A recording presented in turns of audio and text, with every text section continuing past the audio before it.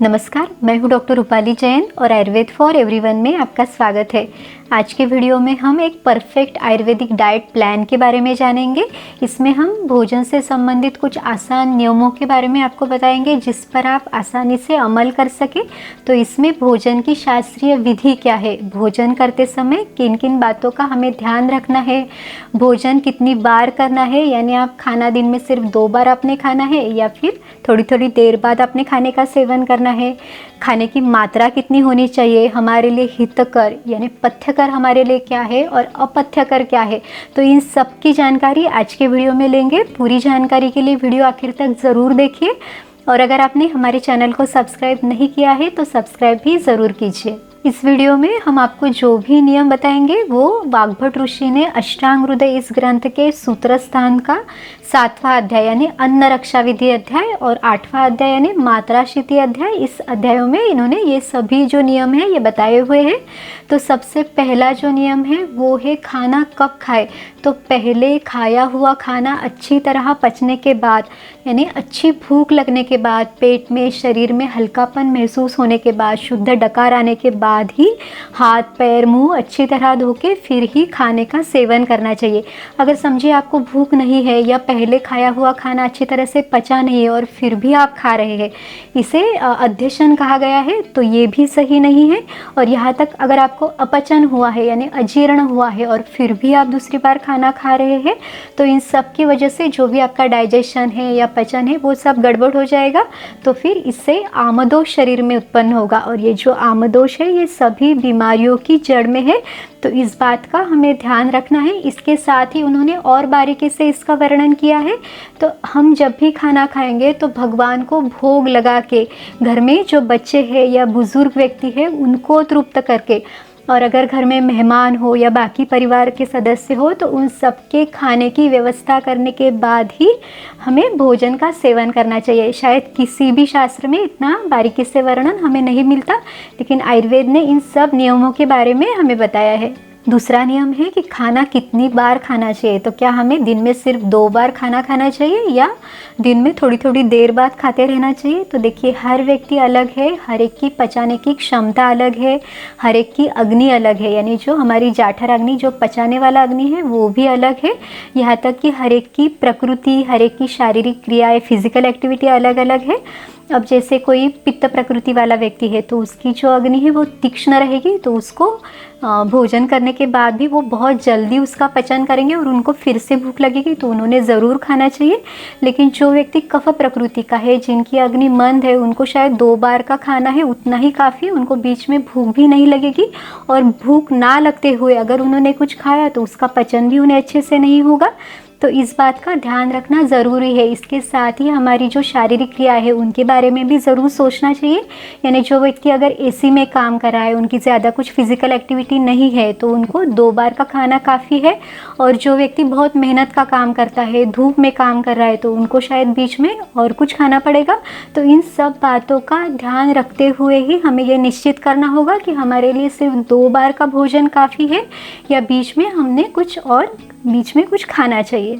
तीसरा नियम है कि खाना कैसा हो। तो खाना हमारे लिए साथ में हो, साथ में यानी हमारे लिए अनुकूल हो, ये हमारे प्रकृति के लिए अनुकूल हो। दोषों की स्थिति यानी जो वात पित्त कफ, ये जो 3 दोष है इनको समावस्था में बनाए रखने वाला, इनको बैलेंस करने वाला खाना हमने सेवन करना चाहिए, तो वो हमारे लिए अनुकूल है। इसके साथ ही आपके परिवार की जो परंपरा है, आप पहले से जिस तरह के खाने का सेवन कर रहे हैं वो आपके लिए अनुकूल है। इसके साथ ही आयुर्वेद ने देश साथ में बताया है। देश साथ में यानी आप जिस देश में, जिस प्रदेश में रहते हैं वहाँ पे उगने वाला जो अनाज है, सब्जियाँ है, फल है, वहाँ बनने वाला तेल है वो आपके लिए अनुकूल है। जैसे अगर आप पंजाब में या नॉर्थ आप वहाँ पे रहते हैं तो वहाँ पे बनने वाला जो गेहूँ है वो आपके लिए अच्छा है, या फिर आप अगर साउथ में या फिर कोस्टल रीजन में आप हैं तो आप चावल का सेवन कर सकते हैं। वैसे अगर आप महाराष्ट्र में हैं तो फिर ज्वार की रोटी या बाजरे की रोटी आप सेवन कर सकते हैं।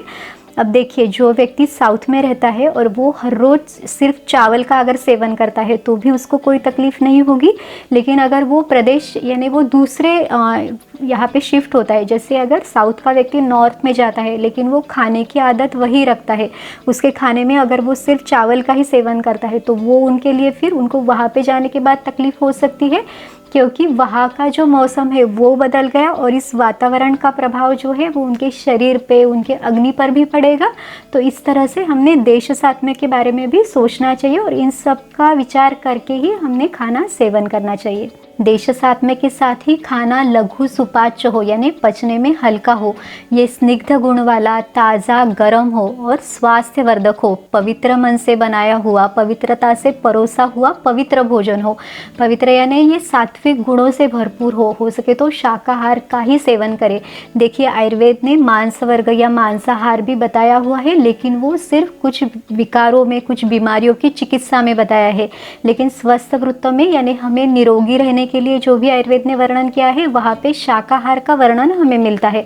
क्योंकि जैसे शारीर प्रकृति रहती है, जो दोषों की वजह से, वात पित्त कफ, इनकी वजह से जो हमारी शारीर प्रकृति रहती है, वैसे ही सात्विक, राजसिक, तामसिक ऐसी मानस प्रकृति भी रहती है। और जो हमारे मानस भाव है उसका जो इफेक्ट है, उसका जो परिणाम है वो हमारे शरीर पर, शरीर के विकारों पर भी पड़ता है। अगर आप राजसिक या तामसिक गुणों से युक्त मांसाहार का सेवन करते हैं तो काम, क्रोध, लोभ, भय, चिंता, ये सभी मानस विकार उत्पन्न होते हैं और उसका अन्न के पचन पर भी उसका प्रभाव पड़ता है और शरीर में काफ़ी सारी बीमारियां उससे उत्पन्न हो सकती है। खाना षड रसात्मक होना चाहिए। देखिए आयुर्वेद में ना तो कैलोरी कैलकुलेशन बताया है, ना ही कार्बोहाइड्रेट्स, प्रोटीन्स, फैट्स, इस तरह का कोई वर्गीकरण बताया है, लेकिन उन्होंने षड रसात्मक आहार का वर्णन किया है। षड रसात्मक, षड यानी 6 और रसात्मक यानी ये 6 स्वाद आपके खाने में होना चाहिए। तो मीठा, खट्टा, खारा, तीखा, कड़वा और कसेला, ये 6 रस आपके खाने में हमेशा होने चाहिए। उसके साथ ही उन्होंने ये भी बताया है कि खाने की शुरुआत जो है वो मीठे रस से करना चाहिए। और ये जो मीठा है ये घर पे बनाया हुआ, आपकी जो पारंपरिक विधि है, आपकी परिवार में जिस तरह से वो बनाया जाता है उस तरह से बनाया हुआ कुछ मीठा आपके खाने में होना चाहिए और उससे आपने खाने की शुरुआत करनी चाहिए, ना कि बाहर से लाया हुआ या स्वीट मार्ट में बना ऐसा कोई भी खाना इसमें नहीं चाहिए। और आजकल तो स्वीट डिश या फिर जो आइसक्रीम है उसको खाने के आखिर में लेने का रिवाज बढ़ता जा रहा है, लेकिन आयुर्वेदिक दृष्टिकोण से ये सही नहीं है, उल्टा ये कफ दोष को बढ़ाने वाला है। और अगर आप देखो कि आजकल काफ़ी लोगों को डायबिटीज़ है तो इसलिए वो मीठा कुछ नहीं खाते, इसके साथ ही किसी को अगर बीपी है तो फिर वो खारा नहीं खाते, खट्टा खाने से काफ़ी लोगों को तकलीफ़ हो जाती है और कड़वा और कसेला रस तो पसंद ही नहीं है, तो बचा क्या फिर। लेकिन आयुर्वेदिक दृष्टिकोण से अगर आप देखो तो पूरे के पूरे 6 रसों का युक्तिपूर्वक सेवन हमारे खाने में ज़रूर होना चाहिए। चौथा नियम है कि खाना खाते समय किन बातों का ध्यान रखें, खाना कैसे खाएं। तो उन्होंने बताया है कि एकांत में बैठ के मौन धारण करके खाने का सेवन करें और इसके साथ ये भी बताया है कि भोजन की निंदा कभी ना करें। अब देखिए खाने में अगर कुछ कम ज़्यादा हो गया तो भी उसके बारे में कुछ भी ना कहते हुए प्रसन्न मन से खाने का सेवन करना चाहिए।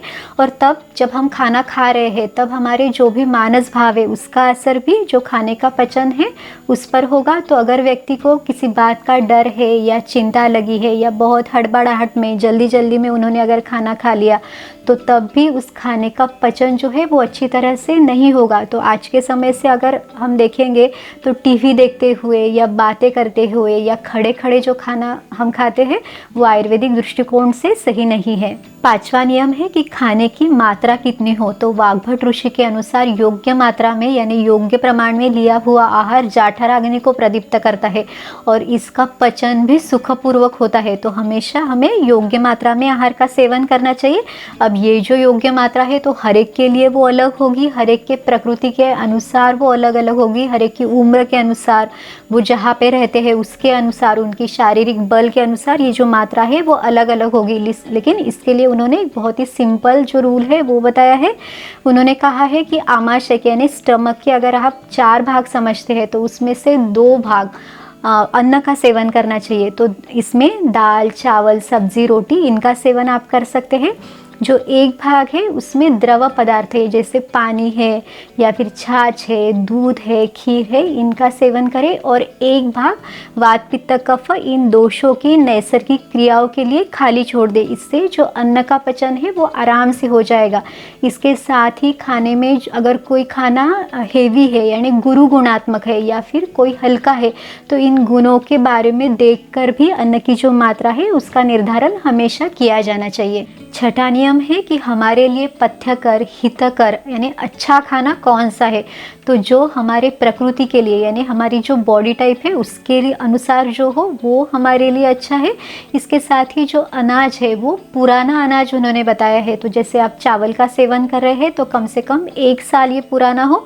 अगर आपको पुराना चावल नहीं मिलता तो चावल को पकाने से पहले उसे हल्का भून ले।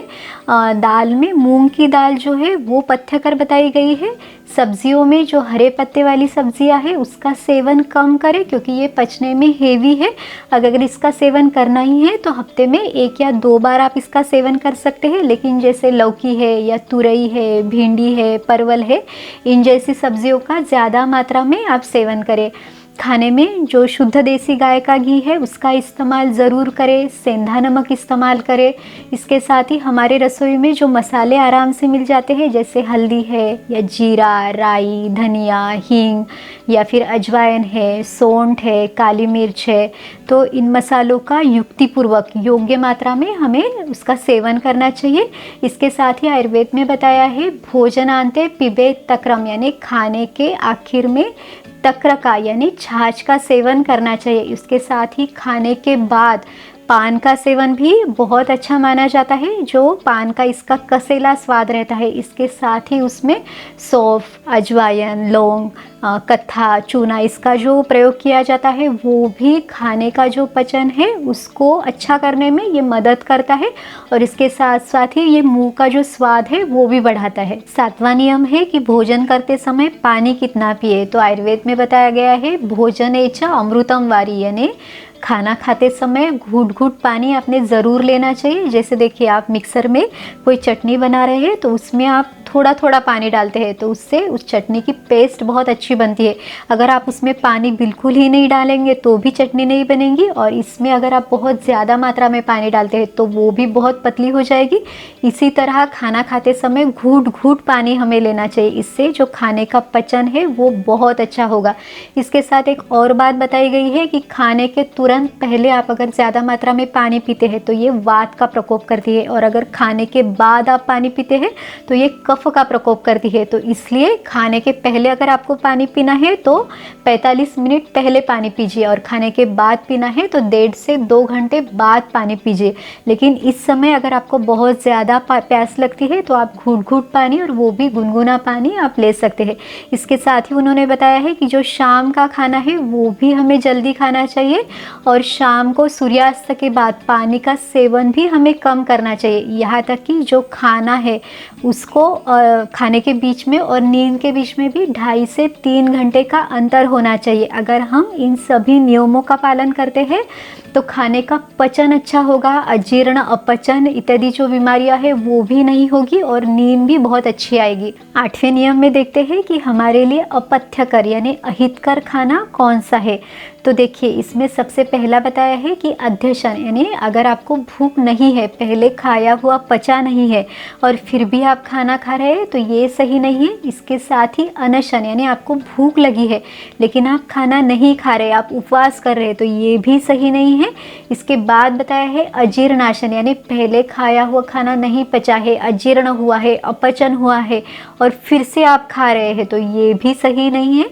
इसके साथ ही विरुद्धाहार बताया है यानी विरुद्धाहार यानी 2 चीज़ें साथ में लेना, जो साथ में लेना हमारे लिए अच्छा नहीं है। ऐसी 2 चीज़ों का अगर हम साथ में सेवन करते हैं तो उसे विरुद्धाहार बताया है। तो ये कौन कौन सी 2 चीज़ें हैं, जैसे अगर आप कोई खट्टे फल है और वो दूध के साथ ले रहे हैं तो ये विरुद्धाहार है। तो मिल्क शेक्स भी विरुद्धाहार में ही आता है।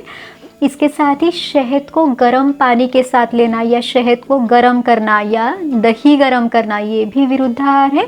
इसके साथ ही शहद और घी को समान मात्रा में यानी इक्वल क्वांटिटी में सेवन करना, तो ये भी सही नहीं है। इसके साथ ही नमक और दूध का साथ में सेवन करना, फिर चाहे वो आप दूध के साथ रोटी लेते हैं या चाय के साथ आप रोटी खाते हैं, क्योंकि देखिए चाय में भी दूध है और रोटी में नमक है, तो इनका साथ में सेवन करना भी अपथ्यकर है। इसके साथ ही आज के ज़माने के हिसाब से अगर हम देखेंगे तो फास्ट फूड है या फिर जंक फूड है, फ्राइड आइटम्स है, बहुत ज़्यादा मात्रा में नॉनवेज है या फिर फर्मेंटेड फूड है जैसे फिर इडली डोसा, इनका ज़्यादा मात्रा में सेवन करना है। या फिर डेयरी प्रोडक्ट्स बहुत ज़्यादा मात्रा में जैसे चीज़ है, पनीर है, या फिर बेकरी आइटम्स बहुत ज़्यादा लेना, या फिर चाय कॉफ़ी कोल्ड ड्रिंक्स, इनका ज़्यादा मात्रा में इस्तेमाल करना, तो ये सभी अपथ्यकर आहार है, तो इनसे हमें ज़रूर बचना चाहिए। 90वें नियम में बताया है कि अपथ्य का त्याग और पथ्य का सेवन कैसे करें। तो देखिए अगर बहुत दिनों तक आप कोई अपथ्यकर यानी जो हमारे लिए अच्छी नहीं है ऐसी चीज़ों का अगर आप सेवन करते रहते हैं तो शरीर को भी उसकी आदत हो जाती है, तो इसको छुड़ाने के लिए भी इसको धीरे धीरे छुड़ाना चाहिए। तो इसमें बताया गया है कि इसका जो 1/4 भाग है तो 1/4 चीज़ों का हमें त्याग करना चाहिए और उसकी जगह पे पथ्यकर यानी जो अच्छी चीज़ें हैं जो गुणकारी है वो हमारे लिए सही है उनका खाने में हमें इस्तेमाल करना चाहिए। अगर इतना भी आपको पॉसिबल नहीं है तो 16वां भाग उन्होंने बताया है कि जो अपथ्यकर चीज़ें हैं उसका 16वां भाग आप छोड़ते जाइए और उसकी जगह पे पथ्यकर चीज़ों का आप खाने में इस्तेमाल करें। तो इस तरह से बहुत ही अच्छा नियम उन्होंने बताया है, क्योंकि उन्होंने बताया कि अगर इस तरह से आप ये अगर फॉलो नहीं करते तो शरीर को कुछ तकलीफ हो सकती है, तो इसलिए इसको धीरे धीरे करना है। 10वां नियम है कि पहले जो भी नियम बताए तो उसमें किसे छूट दी जा सकती है। तो देखिए जिसका अग्नि तीक्ष्ण है, किसी भी तरह के खाने को जो अच्छी तरह पचा सकता है, जो व्यक्ति शारीरिक श्रम करने वाला मेहनत करने वाला है, वो अगर कुछ हद तक इन नियमों का पालन नहीं भी करता तो भी चल सकता है, उसे इस बारे में छूट दी हुई है क्योंकि उसका अग्नि तीक्ष्ण है तो इसे बीमारियां भी कम से कम होगी। तो इस तरह से आयुर्वेद ने खाना खाने के बारे में हमें काफ़ी सारे नियम बताए हुए हैं। आप भी इस डाइट प्लान पे ज़रूर अमल करके देखिए और आपके अनुभव हमारे साथ भी शेयर कीजिए। अगर आपको ये वीडियो अच्छा लगा तो लाइक शेयर और सब्सक्राइब कीजिए। फिर मिलेंगे अगले वीडियो में। आयुर्वेद को अपनाइए, स्वस्थ रहिए। नमस्कार।